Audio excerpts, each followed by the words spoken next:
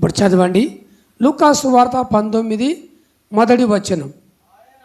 ఆయన సంచరించుచు యెరికో పట్టణములో ప్రవేశించి దాని గుండా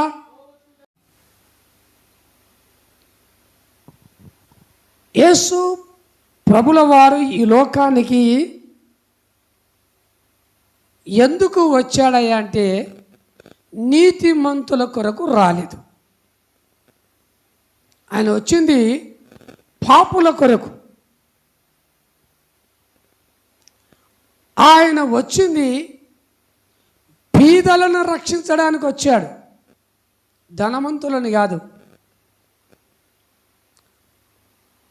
ఆయన యెరికో అంటే శపింపబడిన పట్టణం.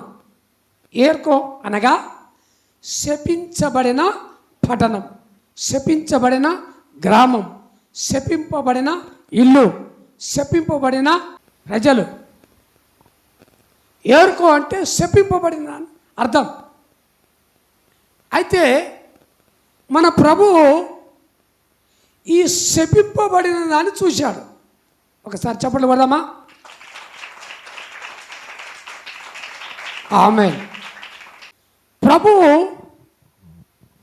పరిశుద్ధమైన పట్టణాలని ఎంచుకోలేదు.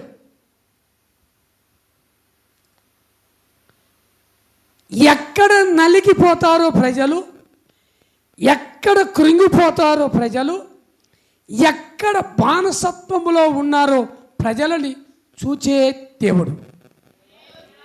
Praise the lord.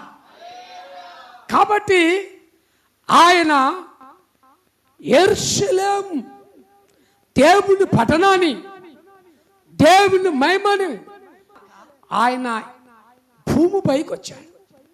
భూమిపైకి ఎందుకు వచ్చాడయ్యా అంటే యెరికోని పట్టణం, యెరికోని దేశం నశించిపోతున్న ప్రజలు ఉన్నారని, నశించిన దాన్ని వెతికి రక్షించడానికి మనిషి కుమారుడు ఈ లోకమునకు వచ్చాను. కాబట్టి ఆయన యెరికో గుండా, యెరికో పట్టణములో నుండి యెరికో గుండా వెలుచూ ఉన్నాడు. వెళుతూ ఉన్నప్పుడు యెరికోలో ఎవరెవరు ఉన్నారనేది మనం స్పష్టంగా చూసుకుందాం. ఇప్పుడు ఈ 19వ అధ్యాయంలో జక్కయ్య ఉన్నాడు, గుత్తాదారుడైన జక్కయ్య ఉన్నాడు. జక్కయ్యని ప్రజలు ఏమని పిలిచేది? పాపి అని పిలిచేది. అంటే ఇప్పుడు ప్రభు యెరికోకు వచ్చినట్టే. ఎందుకు వచ్చినాడు యెరికోకు? పాపము ఉంది కనుక పాపముల నుండి రక్షించడానికి ఏకైక దేవుడు మన ప్రభు ఎక్కడికి వచ్చాడు?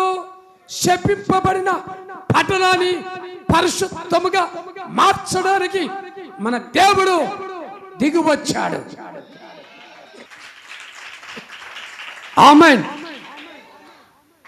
ఆయన యెరికోలో సంచరిస్తూ ఉన్నప్పుడు అక్కడ పాపులు ఉన్నారు, అక్కడ కొట్టివారు ఉన్నారు, అక్కడ ఊచ చేతులు గలవారు ఉన్నారు, అక్కడ కుష్టు రోగులు ఉన్నారు, మూగ దెయ్యము పట్టిన వారు ఉన్నారు, చాంద్ర రోగములు గలవారు ఉన్నారు, రక్తరోగి స్త్రీలు, మూగ దెయ్యము పట్టిన వారు ఉన్నారు, భూతోను దెయ్యం పట్టిన వాళ్ళు ఉన్నారు. నానా విధాలైన దెయ్యముల చేత పీడింపబడి దృష్టిని చేతిలో చిక్కబడి ఉన్నారు, చిక్కుకొని ఉన్నారు. ఆ చిక్కులో నుంచి వెళ్ళడానికి వారికి ఎంత ప్రయత్నం చేసినా ఆ ప్రయత్నము నిష్ప్రయోజనమైపోతుంది. దేవుడు చూచాడు యెరికోని. ఆ యెరికో మత్తయి సువార్త 20వ అధ్యాయము 29వ వచనం. వారు యెరికో నుండి వెళ్ళుచుండగా బహుజన సమూహము ఆయన వెళ్ళను. ఇదిగో తోవ పక్కనను కూర్చున్న ఇద్దరు గుడ్డివారు యేసు ఆ మార్గమున వెలుచున్నాడని విని గట్టిగా చప్పలు కొట్టండి. ఆమేన్. శపించబడిన పట్టణములో నుండి ఎవరు వెలుచున్నారని విన్నారు?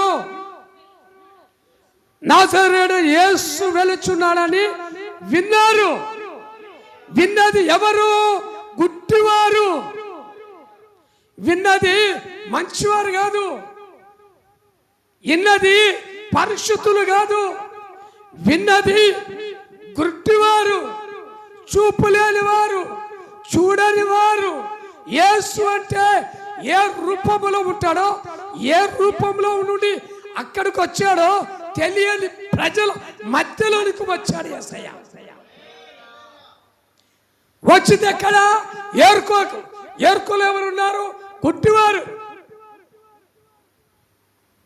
ఈ గుడ్డివారు ఏర్కోలో ఉన్న గుడ్డివారు ముందు నుంచి వెళుతూ ఉన్నప్పుడు గుడ్డివారు ఏమి గమనించారు?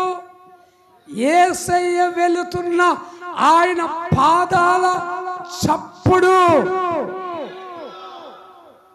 ఆయన స్వరము కాదు, ఆయన మాట కాదు, ఆయన చూపు కాదు. గుడ్డివారు ఏమి కనుగొన్నారయ్యా అంటే యేసయ్య వెళుతున్న అడుగు జాడలు, యేసయ్య వెళుతున్న ఆయన పాదాల చప్పుడు.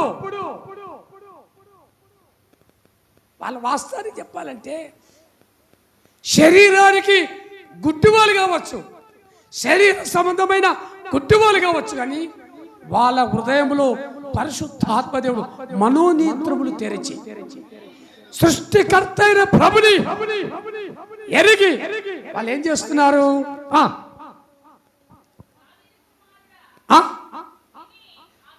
విని విని ప్రభువా, దావీదు కుమారుడా, మమ్మలను కరుణింపమని ఏవేశారట?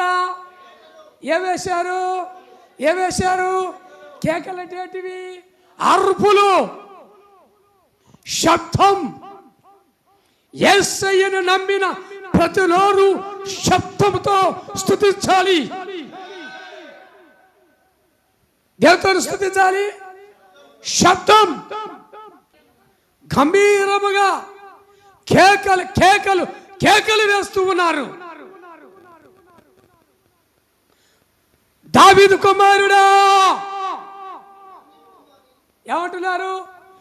మమ్మును కరుణింపు అనండి. మనలో ఏరుకో సవాసం చచ్చిపోలేంగా. మనలో ఏరుకో బుద్ధులు ఇంకా సావలే, ఏరుకో క్రియలు సావలే, ఏరుకో లక్షణాలు మనలో ఇంకా ఉన్నాయి.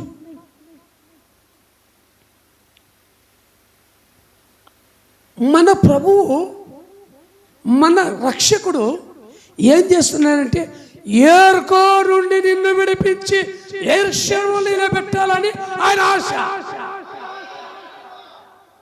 మన క్రియలు చావలేగా, ఏరుకో పద్ధతి, ఏరుకో అభ్యాసం చావలే.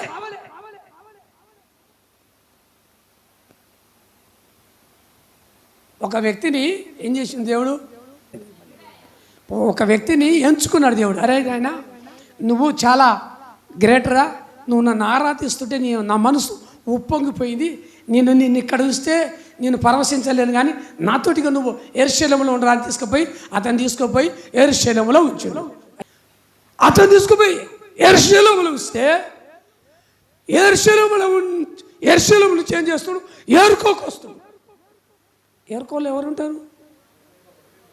ఏరుకోలు ఎవరుంటారు? దొంగలు ఉంటారు, నరహంతకులు ఉంటారు, వ్యభిచారులు ఉంటారు, అబద్ధికులు ఉంటారు, మోసగాళ్ళు ఉంటారు, త్రాగుబోతులు ఉంటారు, నానా విధముల చేత ఏరుకోలే. చాలా శాపం ఉంది.